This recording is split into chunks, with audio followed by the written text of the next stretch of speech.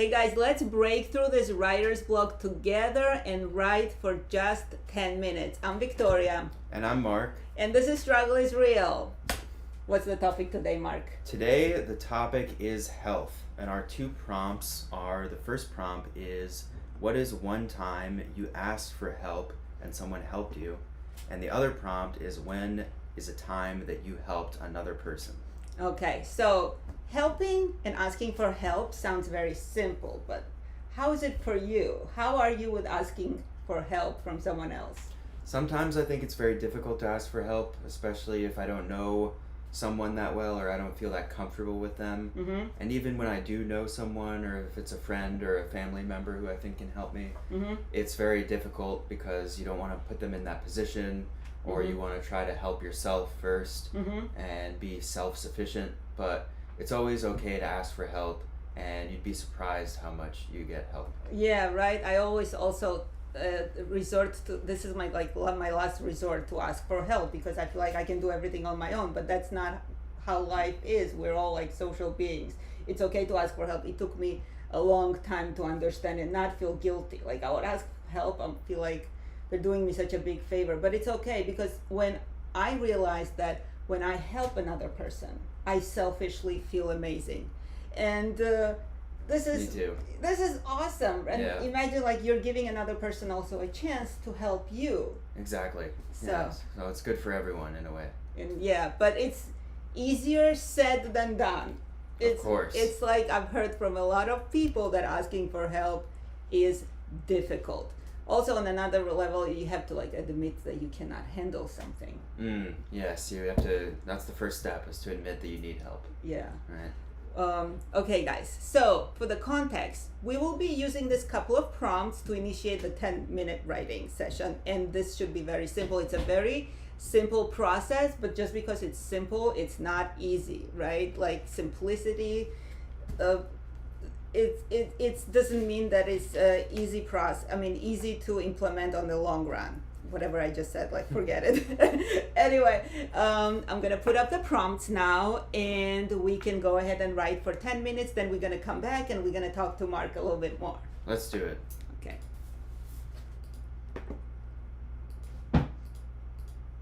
Okay, let's go. Okay, 10 minutes.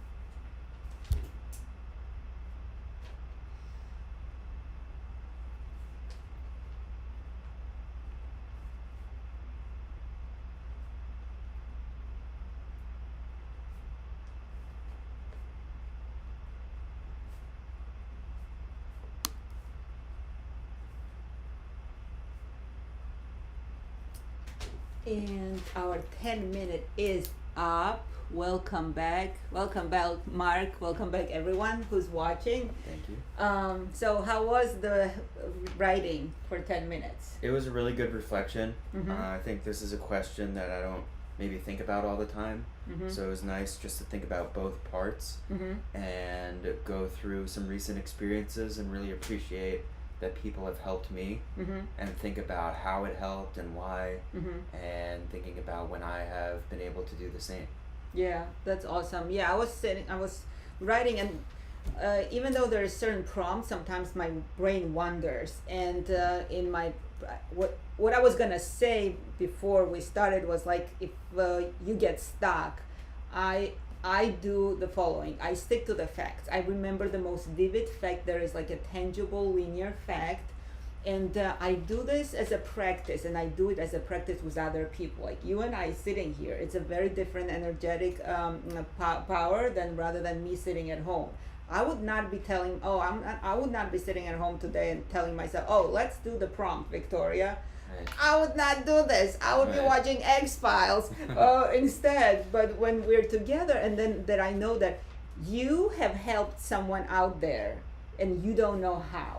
And this recording, if someone else will, when someone else will watch this, you never know how your word, even like your gesture, might have helped another person. Absolutely. And this is why I'm hoping that this episodes will give a little bit of hope, a little bit, what is it, step by step we'll be breaking through. I'm breaking through my own writer's block, which is so annoying. And what about you, Mark? So what are you working on as a writer now? So right now I'm working on a novel which is very heavily based on my own life. Mm-hmm. So it's almost something like a mix of a novel and a memoir. Uh-huh.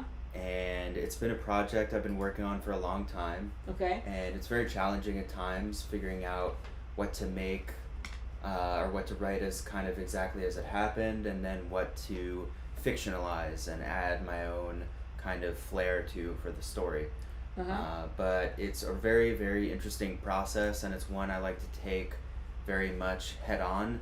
So I don't plan as much. I really just kind of sit down and write. Mm-hmm. And I try to do that at least a few times a week. Mm-hmm. And doing that, I've made, I think, some really good progress. So it's been really helpful just for me to kind of hold myself accountable, and for other people to hold me accountable, and to just kind of get writing and just kind of move the story forward and see where it goes. Okay, so sometimes when you feel in the funk, is there any kind of ritual or what comes to your mind? Example, like when you had some challenge of going forward or moving forward, or writing about something, or something didn't work out. What did you do? What was your next step? Yeah, so I mean, that's definitely happened to me a few times. I think it's definitely a part of the process, and Mm-hmm. it happens to everyone at some point Yeah. when you're writing, especially on a bigger project. Mm-hmm. But what helps me is that I kind of just think about the fact that, I'm really just writing it at the end of the day for me, Mm-hmm. because it's my story, and Mhm. whatever I want to do with it is my story, so there's not a right or wrong answer.